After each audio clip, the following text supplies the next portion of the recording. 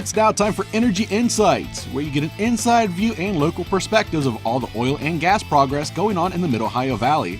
This program is being brought to you by the Southeastern Ohio Oil and Gas Association, and it can be heard every Saturday at 9 a.m. on local radio WMOA AM 1490 and ESPN radio WJAW FM 100.9 and AM 630. It's now time for the show. Here's Johnny Wharf, your local host.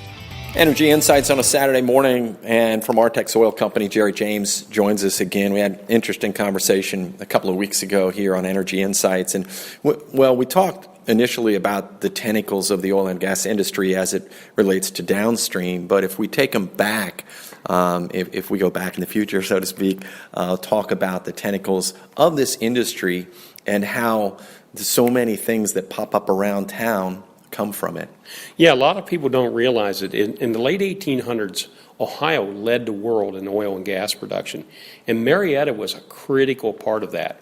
And a lot of people just don't realize when they look around and see all of our Victorian homes and our Victorian downtown, even though Marietta was settled in 1788, it really grew 100 years later in the late 1800s. And it's because of its leadership in oil and gas production. And how big that leadership is, and this is one that fascinates a lot of people, even in the oil and gas industry. Marietta was so important, not only to Ohio's oil and gas industry, but the United States oil and gas industry, that little tiny Marietta, Ohio, turned out 3 different governors from the oil and gas industry for 3 different states, a vice president of the United States that was associated with the oil and gas industry, and one of those governors even ran for president. All from Marietta, Ohio. All right, now drop some names for us. I know. Okay. Go ahead. Okay. There's a few names around and everything like that. The vice president of the United States was Dawes, right, and his brother was Beeman Dawes, and Beeman Dawes, who lived in Marietta, started the Pure Oil Company. If you go down now on 2nd Street and you go down to Witt's Ice Cream and you look inside, you'll see that was a Pure Oil Company station. But that was a United States-wide company. Matter of fact, by 1960, that was one of the 100th largest corporations in America. And today it is part of, went from Union Oil Company and merged on up. If you go in the southeastern United States, you'll still see Pure Oil Company stations down there. So that's one individual.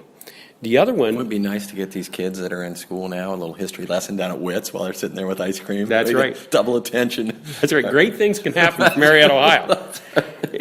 And so, that was one, was Dawes. The other one, if you go up to where one of the Marietta College sorority houses, and if you look at the sign, it's a Governor White. And in the 1930s, he was the governor of the state of Ohio from Marietta, but he was in the oil and gas industry. Another gentleman was named Landon. And Landon goes on to become the governor of Kansas and eventually runs for president of the United States.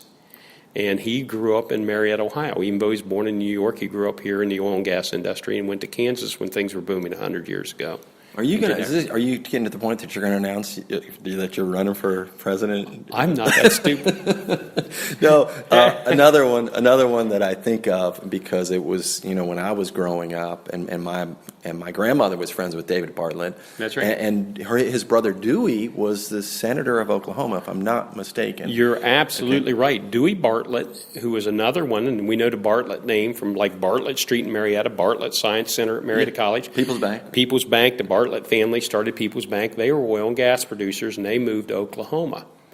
And he goes on to become the senator and a governor from Oklahoma. And recently, his grandson, who's also named Dewey Bartlett, was the mayor of Tulsa, Oklahoma. And so what's funny is before he did that, he's still in the oil and gas business. And before he did that, he ran a trade association out of Oklahoma, an oil and gas trade association, and we joined it here at Artex. And he emailed us, and he said, well, you may not know it, but he said, my family's from Marietta.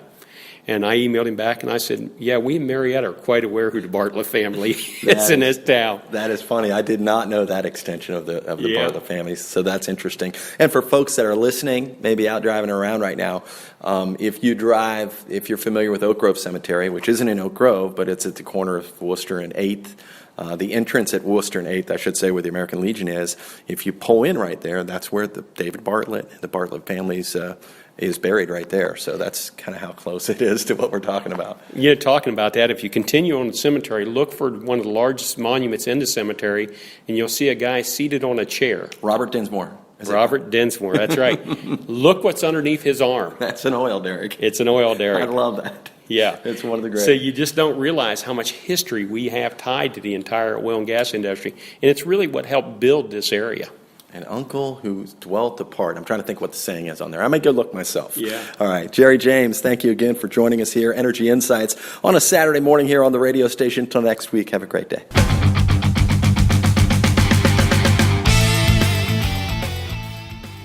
Thank you for listening to Energy Insights, brought to you by the Southeastern Ohio Oil and Gas Association. Tune in every Saturday at 9 a.m. on WMON ESPN Radio, WJAW, as Johnny Wolf brings you your local and inside perspectives of the oil and gas progress going on in the Mid-Ohio Valley.